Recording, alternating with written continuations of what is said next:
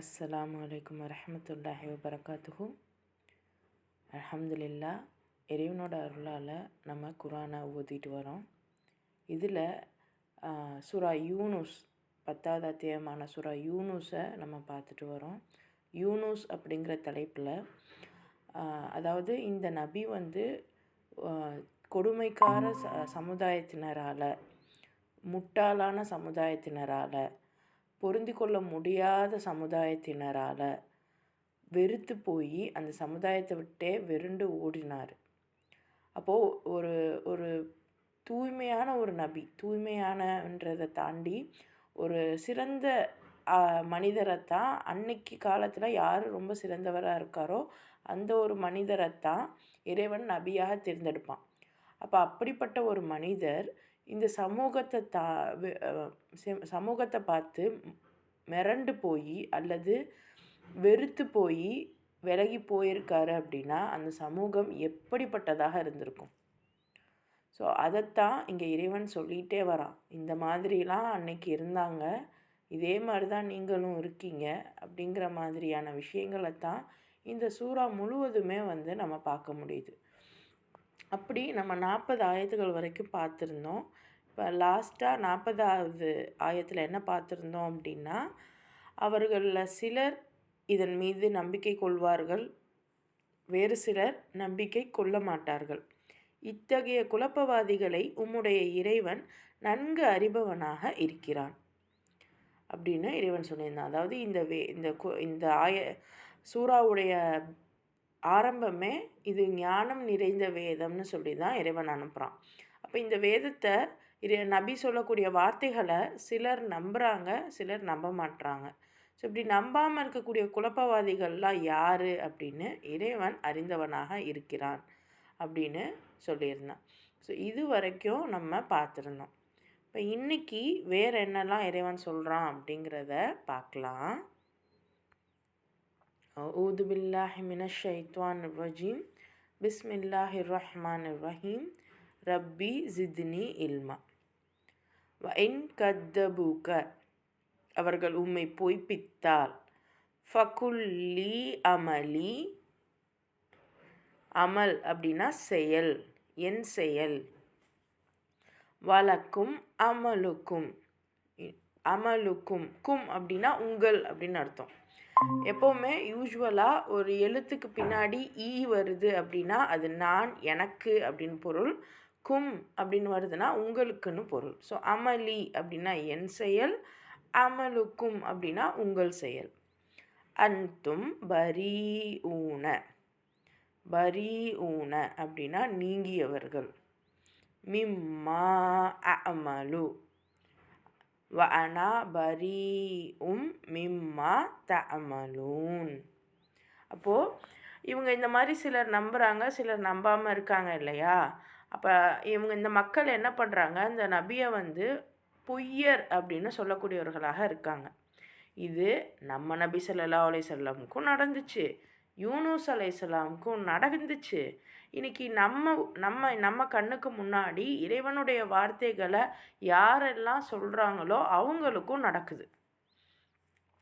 So இப்படி உங்களை பொய்யர் அப்படின்னு அவங்க சொன்னாங்கன்னா, நீங்கள் அதாவது இறைவனுக்காக ஒரு வேலை செய்யும்போது அப்போ உங்களை பொய்யர்னு சொன்னாங்கன்னா நம்ம என்ன சொல்லணுமா, என்னுடைய செயல் எனக்குரியது, உங்களுடைய செயல் உங்களுக்குரியது.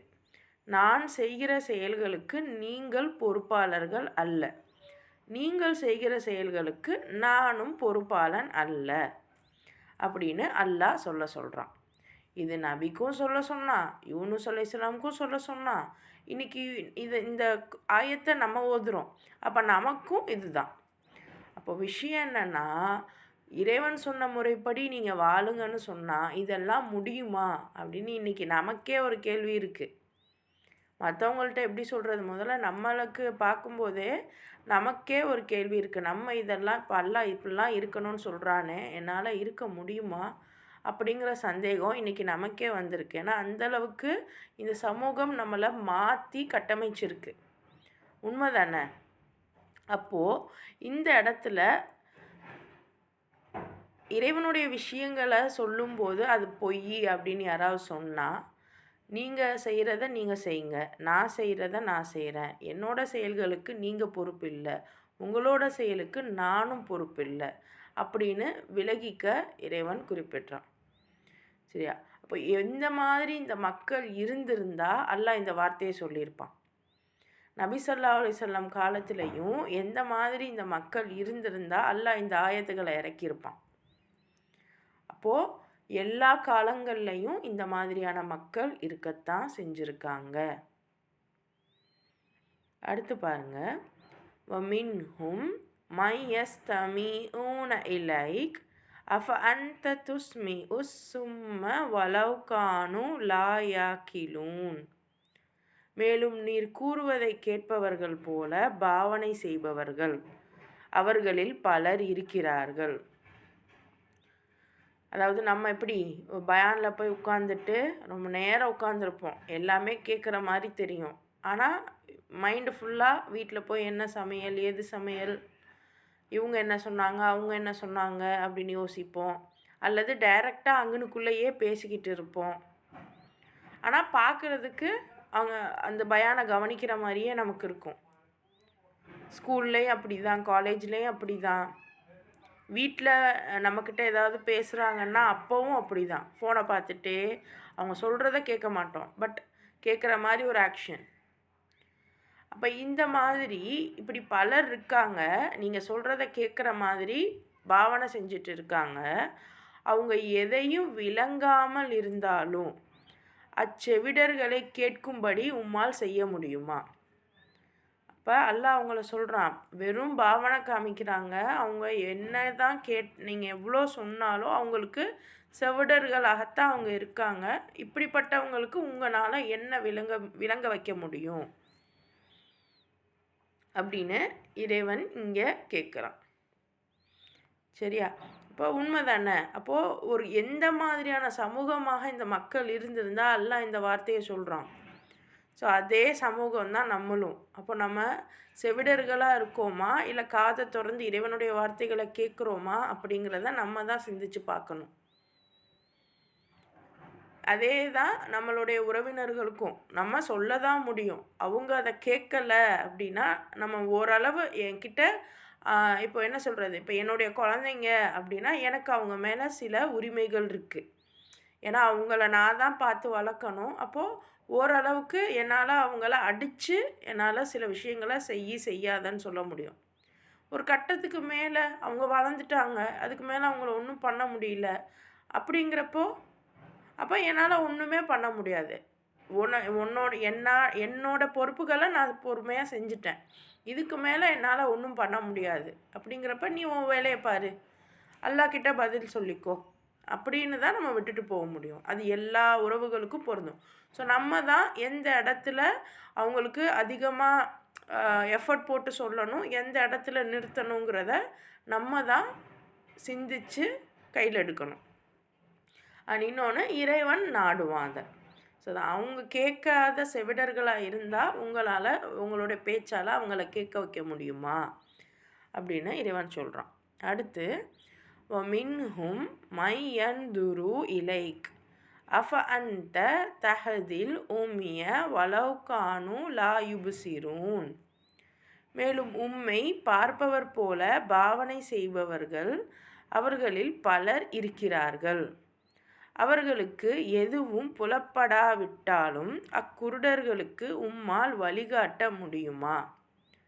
சிலர் நீங்கள் சொல்கிறத கேட்குற மாதிரி பாவனை செஞ்சிட்ருக்காங்க, ஆனால் செவிடர்களாக இருக்காங்க.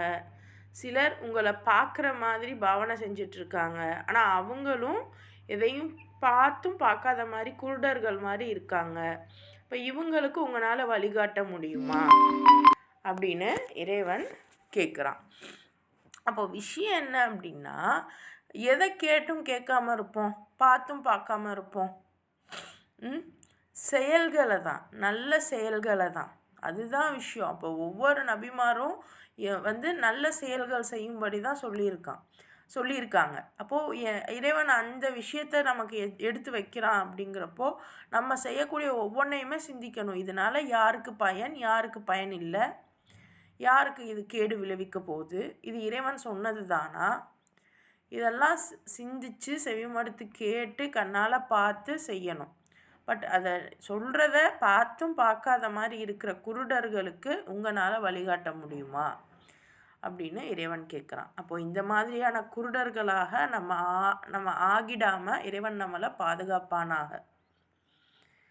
அடுத்து பாருங்க, இன்னல்லாஹ லா யஸ்லிமுன் நாஸ ஷைஅன் வலாகின்னன் நாஸ அன்ஃபுஸஹும் யஸ்லிமூன். உண்மையில் அல்லாஹ் மனிதர்களுக்கு சிறிதும் அநீதி இழைப்பது இல்லை, எனினும் மனிதர்கள் தமக்குத்தாமே அநீதி இழைத்து கொள்கிறார்கள். உண்மையிலேயே அல்லாஹ்லாம் யாருக்கும் அநீதம் செய்யவே இல்லை. நமக்கு நாம தான் அநீதம் செஞ்சுக்கிறோம். ஸோ நமக்கு ஏதாவது ஒரு பிரச்சனை, ஏதாவது நமக்கு ஒரு பெரிய அடி விழுவுது அப்படின்னா அதனுடைய ஆரம்பமே நம்ம தான் போட்டிருப்போம். ஆனால் என்ன பண்ணிடுவோம், அல்லாஹ் எனக்கு மட்டும் இவ்வளோ கஷ்டத்தை கொடுக்குறான், எனக்கு மட்டும் இவ்வளோ துன்பமாக இருக்குது அப்படின்னு நம்ம சொல்லிக்கிடுவோம். ஆனால் உண்மையிலேயே இறைவன் கொடுக்குற துன்பம் அப்படின்னா அதை நம்ம சந்தோஷமாக ஏற்றுப்போம். அந்த அளவுக்கு நம்ம மனசை அவன் பக்குவப்படுத்தி வச்சுருப்பான். இறைவன் கொடுக்குற துன்பம்னா இறைவன் டைரெக்டாக கொடுக்க மாட்டான். இறைவன் வழியில் நம்ம துன்பப்படுறோம்ல, அதான் அல்லாஹ் சொல்கிறான்ல, சூரா தௌபால கூட சொல்லியிருப்பான். அதாவது எனக்காக நீங்கள் உங்கள் உடல் உயிரால் தியாகம் பண்ணுங்கள். நீங்கள் இருக்கக்கூடிய அந்த பசி, உங்களுடைய தியாகம், உங்களுடைய உடல் சோர்வு, இது எல்லாமும் கூட நான் சொர்க்கத்துக்கு பகரமாக உங்ககிட்ட விலைக்கு வாங்கிக்கிறேன் அப்படிங்கிறான். அப்போது இறைவனுக்காக நம்ம செய்யக்கூடிய செயல்களில் நமக்கு ஏற்படக்கூடிய துன்பங்களை சகிச்சு கொள்ளக்கூடிய அளவுக்கு, பொருந்தி கொள்ளக்கூடிய அளவுக்கு இறைவன் நமக்கு ஒரு திடத்தை தருவான். அது வேற. ஆனால் இப்போ நமக்கு எப்படி இருக்குது, ஒன்றுமே இல்லாத விஷயத்துக்கெலாம் நம்ம மனசு படபடன்னு அடிச்சுக்குதா, மனசு ரொம்ப சோகமாகுதா, இன்றைக்கி இவ்வளோ டிப்ரெஷன் இருக்கா, இது எல்லாம் யாரும் ஏற்படுத்தலை, நீங்களே தான் நீங்கள் ஏற்படுத்திக்கிட்டீங்க. ஆமாம், சும்மா அழகாக வர்ற வருமானத்தில் நான் ஒரு சின்ன வீட்டில் இருந்தால் கூட இருந்துருவேன். நான் சொந்த வீடு தான் கட்டுவேன்னு லோனு வாங்குகிறோம், அதை அடைக்கிறதுக்குள்ளே உயிர் போகுது. சாதாரண என்கிட்ட என்ன காசு இருக்கோ, எவ்வளோ இருக்கோ அது பார்த்து என் குழந்தைய நான் படிக்க வைக்கலாம். நான் இந்த படிப்பு தான் படிக்க வைப்பேன், எல்லாரும் அதான் பண்ணுறாங்க, நானும் அதான் பண்ணுவேன் அப்படின்னு போய் அதுக்கு ஒரு லோன் எடுத்து, அதுக்கு அதை விட டியூஷனு வேறு அங்கே இங்கே மதர்சாவுக்கு மட்டும் பே பண்ணுறதுக்கு நம்ம ஆட்களுக்கு மனசு வராது. மற்றபடி ஸ்கூல் டியூஷனுக்கெலாம் நல்லபடியாக இது பண்ணுவீங்க, கடன் வாங்கியாவது. அப்போ இந்த மாதிரியான இதெல்லாம் யார் ஏற்படுத்திக்கிறது? அப்போ நம்மளே தான் நமக்கு அநீதம் இழைச்சிக்கிறோம். அடுத்து பாருங்க, வயௌம யஹ்ஷுருஹும் கஅல்லம் யல்பசு இல்லா சாஅதம் மினன் நஹாரி யதஆரஃபூன பைனஹும் கத் ஹசிரல்லதீன கத்தபு பிலிகா இல்லாஹி வமா கானு முஹ்ததீன். இன்று இவர்கள் உலக வாழ்க்கையில் மதிமயங்கி கிடக்கிறார்கள். ஆனால் அல்லாஹ் அவர்களை ஒன்று திரட்டும் நாளில் இவ்வுலக வாழ்க்கை அவர்களுக்கு எவ்வாறு தோன்றும் எனில், தமக்கிடையே ஒருவருக்கொருவர் அறிமுகமாக்கி கொள்வதற்காக பகலின் சொற்ப நேரமே தவிர உலகில் நாங்கள் தங்கியிருக்கவில்லை என்பது போல் தோன்றும். அல்லாஹ்வின் சந்திப்பை பொய்யென்று கூறுபவர்களும் ஒருபோதும் நேர்வழியின்படி வாழாதவர்களும் நிச்சயமாக பேரிழப்பிற்கு ஆளாகிவிட்டார்கள் என்பதும் அன்று உறுதியாகிவிடும். அப்போது இன்றைக்கி இது ஒரு காஃபிரை பார்த்து சொல்கிற மாதிரி இல்லை, நம்மளை பார்த்து சொல்கிற மாதிரி தான் இருக்குது. ஏன்னா நம்ம முஸ்லீமாகத்தான் இருக்கோம், ஆனால் இறைவனுக்காக என்ன வேலை செய்கிறோம் அப்படின்னு பாருங்கள். இந்த உலகத்துக்காக நம்ம என்னெல்லாம் செய்கிறோம் அப்படிங்கிறதையும் செக் பண்ணி பாருங்கள், நமக்கு தெரிஞ்சிடும். அப்போ இந்த மாதிரி உலக விஷயங்கள் மீது மதிமயங்கி இருக்கக்கூடியவர்கள் இருக்கிறோம். நம்ம ஒரு எல்லாரையும் இறைவன் ஒன்று திரட்டக்கூடிய அந்த நாளை பற்றி இங்கே வந்து ரிமைண்ட் பண்ணுறான் இறைவன், நமக்கு ஞாபகமூட்டுறான். அந்த ஒரு நாளில் நீங்கள் நினச்சிப்பீங்க, நம்ம வந்து கொஞ்சம் ஒரு பகலில் கொஞ்சம் காலம்தான் நம்ம இருந்தோமோ, ஒரு மணி நேரம் தான் இருந்தோமோ அப்படிங்கிற அளவுக்கு உங்களுக்கு தோணும். இன்றைக்கி நமக்கு காலம், டைம் அப்படிங்கிறத 24 மணி நேரம் இதுதான் காலம் அப்படின்னு நம்ம நினச்சிக்கிட்டு இருக்கோம். ஆனால் நீங்கள் இதே இங்கேருந்து இப்போ பூமியில் இருக்கும்போது இந்த மாதிரி டைம் ஓடுது. இதே நீங்கள் சந்திரன் போனீங்க அப்படின்னா டைம் கொஞ்சம் டிஃப்ரெண்ட்டாக இருக்கும்னு கேள்விப்பட்டிருப்பீங்க. நமக்கு தெரிஞ்ச சந்திரன் மட்டும்தானே. அதுவே நெசத்துக்கு போனாங்களா இல்லையாங்கிறது இறைவனே அறிவான். ஸோ டைம், அந்த நேரம் அப்படிங்கிறது ஒவ்வொரு டைமென்ஷன், ஒவ்வொரு இடத்துக்கு தகுந்தாப்புல அதனுடைய அளவு மாறும். அந்த விஷயங்கள் நமக்கு தெரியணும். இறைவன் தெளிவாக சொல்கிறான். அப்போது நீங்கள் இங்கே இந்த நேரம் வந்து என்கிட்ட நீங்கள் கொண்டு வரப்பட்டீங்கன்னா உங்களுடைய காலங்கள் ரொம்ப நீண்டு போகும் அப்படின்னு சொல்கிறான். அது எந்த அளவுக்கு இருக்குன்னா, நம்ம ஒருத்தருக்கு ஒருத்தர் பார்த்து பேசுனா, நம்ம பூமியில் வந்து ஒரு நாளில் ஒரு குட்டி கொஞ்ச நேரம்தான் இருந்தோமோ அப்படிங்கிற அளவுக்கு நம்ம பேசுவோமா. அப்போ அந்த அளவுக்கு நேரத்துடைய அளவு வந்து அதிகமாக போகுது. அப்போ அல்லாஹ்வின் சந்திப்பை யார் பொய்ன்னு நினச்சாங்களோ, இன்னும் யார் நேரான வழியில் போகாமல் இருந்தாங்களோ, அப்போ இதெல்லாம் எப்படி? ஏன்னா இன்றைக்கி நான் வந்து எந்த வாழ்க்கை முறையை நான் வாழ்கிறேனோ அது அல்லாஹ் சொன்ன வாழ்க்கை முறை இல்லை. இது வேற யாரோ அவங்க விருப்பப்படி கட்டமைச்சு வச்சுருக்காங்க, அதைத்தான் நான் வாழ்கிறேன். இந்த ஒரு பேசிக் சென்ஸாவது நம்ம மனசுக்கு இருக்கணும். அப்போ தான் கொஞ்சமாவது அல்லாஹ் நமக்கு நேரு வழியை காமிப்பான். இப்போ தான் கொஞ்சம் கொஞ்சமாக குரானை நமக்கு காமிச்சு இதெல்லாம் நான் சொல்கிறேங்கிறத நமக்கு தெரியப்படுத்துகிறான். இப்போ தான் 10 அத்தியாயம் வந்திருக்கோம். இன்னும் 104 அத்தியாயங்கள் இருக்குது. அப்போ நம்ம சிந்திக்கணும். அப்போது இப்போ தான் கொஞ்சம் ஒரு இன்ச்சு நமக்கு வழி காமிச்சிருக்கான்ல. 1 இன்ச்சு தான் இது. இது கூட கிடைக்காம நிறைய பேர் இருக்காங்க. ஸோ அதிகமாக மற்றவங்களையும் கூட்டுவாங்க, அதிகமாக மற்றவர்களுக்கும் இதை ஷேர் பண்ணுங்கள். அப்போது விஷயம் என்னென்னா, யார் திரும்பி நம்ம இறைவன்கிட்ட போக போகிறோம் அப்படின்னு நினைக்காம இன்னும் வந்து தவறான வழியில் இருந்தாங்களோ அவங்களுக்கு நிச்சயமாக இது பேரிழப்பாக இருக்கும் அப்படின்னு இறைவன் சொல்கிறான். அடுத்து இம்மா நுரியன்னக பஅஸல்லதி நஈதுஹும் அவு நதவஃபயன்னக ஃபஇலைனா மர்ஜிஊஹும் சும்மல்லாஹு ஷஹீதுன் அலா மா யஃப்அலூன். அவர்களுக்கு நாம் எச்சரிக்கை செய்து கொண்டிருக்கிற தீய விளைவின் ஒரு பகுதியை நீர் உயிர் வாழும் போதே காண்பித்து விட்டாலும் அல்லது அதற்கு முன்னரே நாம் உம்மை எடுத்து கொண்டாலும் எவ்வாறாயினும் நம்மிடமே அவர்கள் திரும்பி வரவேண்டியுள்ளது. மேலும் அவர்கள் என்ன செய்து கொண்டிருக்கிறார்களோ அவற்றுக்கு அல்லாஹ் சாட்சியாக இருக்கிறான். இப்போது இதுதான் நீங்கள் எச்சரிக்கை செய்து கொண்டிருக்கிற அவங்களுக்கு நபி அப்படிங்கிறவங்க நிறைய விஷயங்களை எச்சரிக்கை செய்வாங்க. நீங்கள் உங்கள் வாழ்க்கை முறையில் நீங்கள் இதெல்லாம் பண்ணுறீங்க, இப்படிலாம் இருக்காதீங்க அப்படின்னு சொல்லி தான். ஏன்னா நீங்கள் எந்த நபிமார் எடுத்தாலும் சரி, எந்த உம்மத்து அழிஞ்சதாக இருந்தாலும் சரி, அவங்களுடைய ஒழுக்க குறைபாடு, அவங்களுடைய தீய செயல்களால் தான் அழிஞ்சிருப்பாங்க. மற்றபடி இறைவனை வணங்கலை, குரான் ஓதலை, அதுக்காகலாம் அழிஞ்சிருக்க மாட்டாங்க. எப்போ அழிக்கப்படுவாங்க அப்படின்னா, ஏன்னா இன்றைக்கி நம்ம அதான் பண்ணிகிட்ருக்கோம். குரான் ஓதுகிறோம், ஆனால் குரானில் என்ன இருக்குதுன்னு தெரியலை. அப்போது நம்மளும் குரான் ஓதாததற்கு தான் சமம். அப்போது விஷயம் என்னென்னா, எப்போ நம்ம அழிக்கப்படுவோம் அப்படின்னா செயல்கள் அசிங்கமாகும்போது, செயல்கள் இறைவனுக்கு மாறாக இருக்கும்போது. அப்போது இறைவன் சொல்கிறான், அவங்களுக்கு நாம் எச்சரிக்கை செய்து கொண்டிருக்கிற தீய விளைவின் ஒரு பகுதியை அவங்க உயிரோடு இருக்கும்போதே காண்பிச்சாலும் கூட அல்லது அதற்கு முன்னரே நாம் உம்மை எடுத்துக்கொண்டாலும், உண்மைனா அந்த நபியை எடுத்துட்டாலும், இப்போ இன்னைக்கு நம்மக்கிட்ட நபி இல்லை, ஆனால் இறைவனுடைய வார்த்தைகள் இருக்குது, இறைவனுடைய அத்தாட்சிகள் இருக்குது. அப்புறம் நபி சொன்ன விஷயங்களை நமக்கு சொல்லித்தரக்கூடிய எத்தனையோ உலமாக்கள் இருக்காங்க, எத்தனையோ நல்லவர்கள் இருக்காங்க.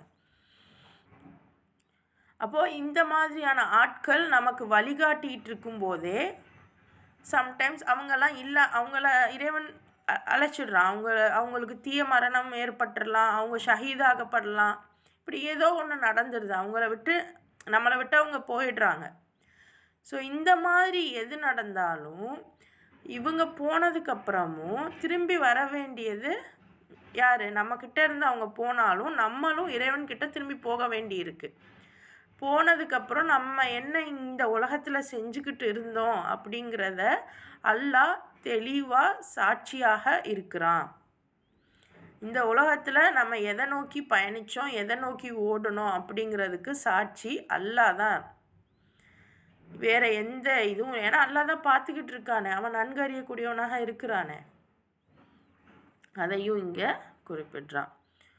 வலிகுல்லி உம்மத்திர் ரசூல் ஃபஇதா ஜாஅ ரசூலுஹும் குஸிய பைனஹும் பில்கிஸ்தி வஹும் லா யுஸ்லமூன். ஒவ்வொரு உம்மத்திற்கும் ஒரு இறைதூதர் இருக்கிறார். பிறகு ஏதேனும் உம்மத்தாரிடம் அவர்களின் தூதர் வந்துவிட்டால் அவர்களுடைய கதி நீதியின் அடிப்படையில் தீர்மானிக்கப்பட்டு விடுகிறது. மேலும் அவர்கள் மீது இம்மி அளவும் அநீதி இழைக்கப்படுவது இல்லை. அப்போது இப்போ நபிமார்களுடைய வேலை என்னன்னு இப்போ புரியுதா? அதாவது ஒவ்வொரு உம்மத்துக்குமே ஒவ்வொரு தூதர் நியமிக்கப்படுவார். அவர் வந்ததுக்கப்புறம் அந்த உம்மத்து மீது நீதி, அதாவது நீதினா என்னது? நேர்மையான சமமான ஒரு ஆட்சி, நீதியின் அடிப்படையில் தான் அவங்களுடைய வாழ்வியல் முறை இருக்க போகுது. கொஞ்சம் கூட அநீதமாக இருக்காது. ஏன்னா இறைவனுடைய சட்டத்திட்டங்களை அவங்க கொண்டு வராங்க, அவங்க சொல்லித்தராங்க, அவங்க ஃபாலோ பண்ண வைக்கிறாங்க தூதர்கள், இறை தூதர்கள். அப்போது அந்த இடத்துல அந்த சமூகம் தவறான வழிக்கு போகிறதுக்கு வாய்ப்பே இல்லை. அப்போ நம்மக்கிட்டேயும் இறைதூதர் வந்தார், இறைதூதருடைய மொழிகள் இருக்குது. ஆனால் அதை நம்ம படிக்காததுனால, தெரிஞ்சுக்காததுனால இன்றைக்கி வேறு யாரோ ஒருத்தவங்க சொல்லி கொடுத்த முறைப்படி நம்ம வாழ்ந்துக்கிட்டு இருக்கோம். வயக்கூலூன மதா ஹாதல் வஅது இன்குந்தும் ஸ்வாதிகீன். மேலும் உங்களுடைய இந்த எச்சரிக்கை உண்மையாக இருந்தால் அது எப்போது நிறைவேறும் என்று அவர்கள் வினவுகிறார்கள். அப்போ நீங்கள் சொல்கிறீங்க இந்த மாதிரி அல்லாஹ்கிட்டேயே ஒன்று திரட்டப்படுவீங்க, அங்கே உங்களுக்கான கூலி கிடைக்கப்படும், இப்படிலாம் நீங்கள் சொல்கிறீங்க. அப்போ இந்த மாதிரியான எச்சரிக்கைலாம் உண்மையாக இருந்தால் அது எப்போ வரும் அப்படின்னு சொல்லி கேட்குறாங்க. குல்லா அம்லிகு லினஃப்சி ஜர்ரம் வலா நஃப் அன் இல்லா மாஷா அல்லா லிகுல்லி உம்மத்தின் அஜல் இதா ஜாஅ அஜலுஹும் ஃபலா யஸ்தாஹிரூன சாஅத்தம் வலா யஸ்தக்திமூன். நபியே நீர் கூறும், எனக்கு நானே பலனளித்து கொள்ளவும் நஷ்டம் விளைவித்து கொள்ளவும் கூட எனக்கு அதிகாரம் இல்லை.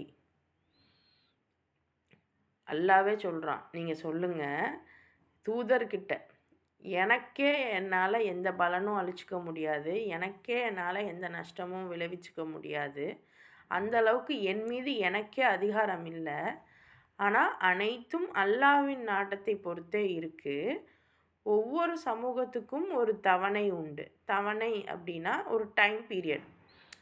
உங்களுக்கு நான் அவகாசம் தரேன், நம்ம இப்போ ஒரு கடன் வாங்குகிறோம் அல்லது ஏதோ பண்ணுறோன்னா இந்த டைம்குள்ளே நீங்கள் கொடுத்துருங்க அப்படி சொல்கிறாங்க இல்லையா? ஸோ அந்த மாதிரி ஒவ்வொரு சமூகத்துக்குமே ஒரு தவணை இருக்குது. அவர்களுடைய இந்த தவணை நிறைவடைஞ்சு விட்டால் அவர்கள் ஒரு வினாடி பிந்தவும் மாட்டார்கள், முந்தவும் மாட்டார்கள்.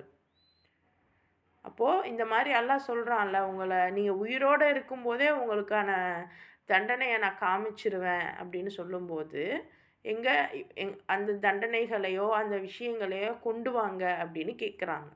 இன்றைக்கி கண்ணு முன்னாடி அழகாக அழியுது. என்னென்ன விஷயம் எந்தெந்த ஊர்கள் அழியுது. பட் அதை நேச்சுரலாக அழியலை தான், இயற்கையாக அது அழியலை தான். மனிதர்கள் செயற்கையாக தான் அழிக்கிறாங்க, அவங்க நோக்கத்துக்காக தான் அழிக்கிறாங்க, அது வேற. இருந்தாலும் அந்த விஷயங்கள் கண்ணு முன்னாடி தெரியுதா இல்லையா? எத்தனை பேர் சிரமத்துக்கு உள்ளாகுறாங்க. இதெல்லாம் சின்ன சின்ன டெஸ்ட்டு தான். ஆனால் நமக்குன்னு ஒரு தவணை இருக்குது. அந்த தவணை முடிஞ்சிருச்சுன்னா அந்த அந்த நபி நல்லது செய்ய சொல்லுவாங்க, அந்த எல்லாருமே நல்லவர்களாக மாறும்போது. அதுதான் இன்றைக்கி நம்ம எதிர்பார்க்குறது. அதுக்கு முன்னாடி ஏகப்பட்ட ஃபித்னாக்கள், ஏகப்பட்ட இன்றைக்கி எல்லாமே நிறைய பேர் அழியிறோம், நிறைய பேர் உயிரோடு இருந்தும் என்ன பண்ணுறதுன்னு தெரியாமல் இருக்கோம். இப்போ இந்த மாதிரியான ஒரு சூழலில் இருந்துட்டு இறைவன் சொல்கிற இந்த விஷயங்களை மனதில் ஏற்றுக்கோங்க. நமக்குன்னு ஒரு டைம் பீரியட் இருக்குது. அந்த பீரியட் வந்துருச்சுன்னா ஒரு நொடி கூட பிந்தவும் மாட்டோம், முந்தவும் மாட்டோம். அப்போ நம்மளோட வேலை இங்கே என்ன? இறைவனோட முறைப்படி நடந்துட்டு போயிட்டே இருக்கணும். நமக்கான டைம் வந்தோன்னே நம்ம உடனேயே இங்கேருந்து கிளம்பிடுவோம். ஸோ அப்போ எதுக்காக நம்ம இவ்வளோ சொத்து, இவ்வளோ இதெல்லாம் எனக்கு வேணும்னு நான் வச்சுருக்கேன். வாங்கலாம், தப்பில்லை. நீங்கள் எவ்வளோ வேணால் வாங்குங்க, என்ன வேணால் வாங்குங்க, தப்பே இல்லை. வாங்கினதை அல்லாஹ்க்காக தூக்கி கொடுக்க முடியுமா? என்னையும் உட்பட நம்ம வாங்குறத இறைவனுக்காக நல்ல ஒரு செயல் செய்யணுங்கிறதுக்காக யாரோ ஒருத்தவங்க போராடுறாங்க, அவங்களுக்கு சப்போர்ட் பண்ணுறதுக்காக நம்ம தூக்கி கொடுக்க முடியுமா? சிந்திச்சு பாருங்கள். நம்ம என்ன பண்ணுறோம், எனக்கு நன்மை வரும்னு சொல்லிட்டு சும்மா யாருக்காச்சும் தானம் பண்ணுறதுக்கு ரெடியாக இருக்கும். இல்லாதவங்க, கஷ்டப்படுறவங்க, குமருகாரியம் இப்படி சொல்லி நம்மக்கிட்ட வாங்குறதுக்கு ரெடியாக இருக்காங்க, கொடுக்கவும் நம்ம ரெடியாக இருக்கோம். ஆனால் இறைவனுக்காக நல்ல விஷயத்துக்காக போராடி கஷ்டப்பட்டு இருக்கிறவங்களுக்கு அவங்களுடைய வாழ்வாதாரத்துக்கு அவங்களுடைய இதுக்கு சப்போர்ட்டுக்கு நம்ம என்ன பண்ணிட்டோம், என்ன கொடுக்குறோம்? ஒன்றும் இல்லையே. அவங்களுக்கு ஒரு சப்போர்ட்டுக்கு அவங்கள மாதிரி நம்மளும் கூட ஒரு போராட்டத்தில் போய் நிற்கிறது இல்லையே.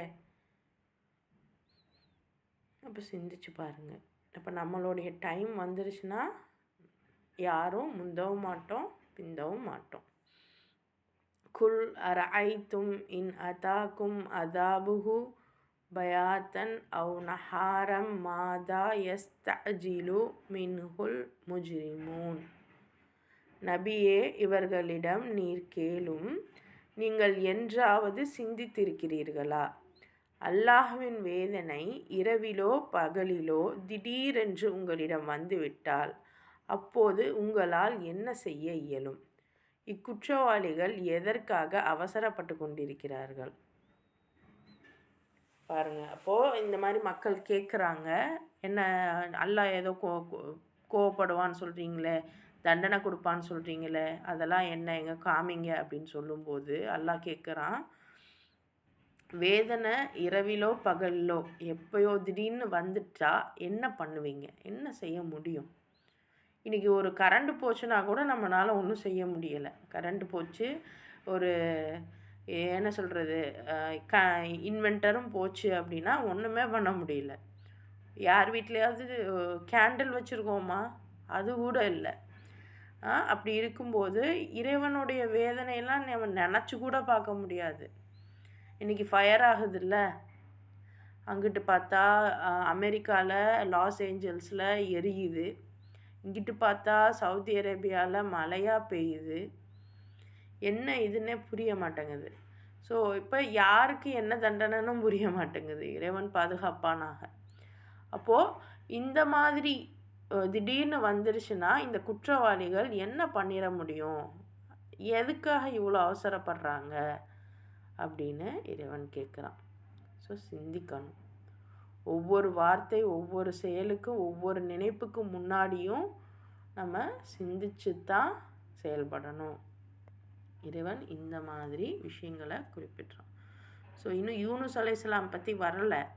ஆனால் ஒரு ஒரு சமூகம் எந்த மாதிரிலாம் இருக்குங்கிறது தான் இப்போ நம்ம பார்த்துக்கிட்டு இருக்கோம். இந்த 40 எத்தனை ஆயத்து 50 ஆயத்து வரைக்குமே இப்படி ஒரு சமூகமா அப்படின்ற மாதிரி தான் நம்ம பார்த்துக்கிட்டு இருக்கோம். அவ்வளோ மோசமான ஒரு நிலையில். இன்ஷா அல்லாஹ் இந்த மாதிரியான சமூகமாக நம்மளும் நம்மளுடைய சந்ததியினரும் இல்லாமல் இறைவன் நம்மளை பாதுகாப்பானாக. இன்ஷா அல்லாஹ் மீதி வசனங்களை நாம் நாளைக்கு பார்க்கலாம். இன்னைக்கு கிளாஸு உங்களுக்கு புரிஞ்சுதா?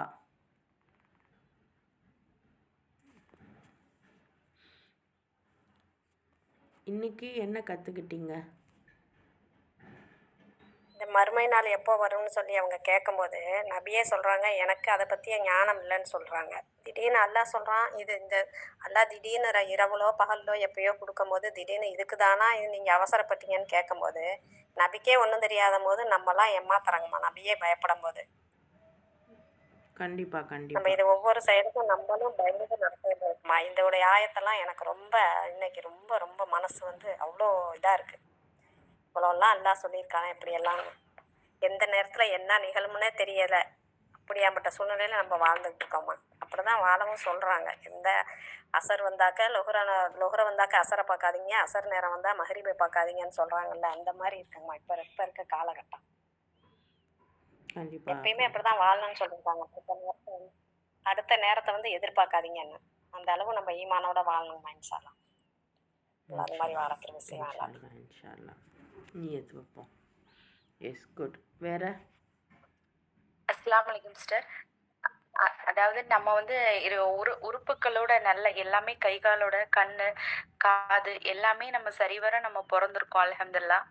ஆனா அதுக்கான உண்மையான இது என்னன்னு அல்லாஹ் சொல்லிட்டான். அதாவது அல்லாஹனுடைய வார்த்தைகளை கேட்க முடியாதவங்களும் அதனுடைய செயல்களை சரிவர செய்யாதவங்களும் அந்த விஷயங்களை ஒழுங்கா பண்ணாதவங்களுமே கண் இருந்து குருடர்கள் தான், காது இருந்து செவிடர்கள் தான் அப்படின்னு அல்லாஹ் சொல்றான். அப்ப நம்ம ஒரு அல்லாஹினோட ஒரு வசனத்தை கேட்கறதா இருந்தா கூட அது நம்ம காதுல விழுது அப்படிங்கிறதுக்கே நம்ம அல்ஹம்துலில்லாஹ் தான் அல்லாஹ்க்கு சொல்லணும். ஏன்னா அவன் நாடாம எந்த ஒரு விஷயமுமே நமக்கு நடக்காது. இதை அல்லாஹ் ரொம்ப தெளிவா சொல்றான்.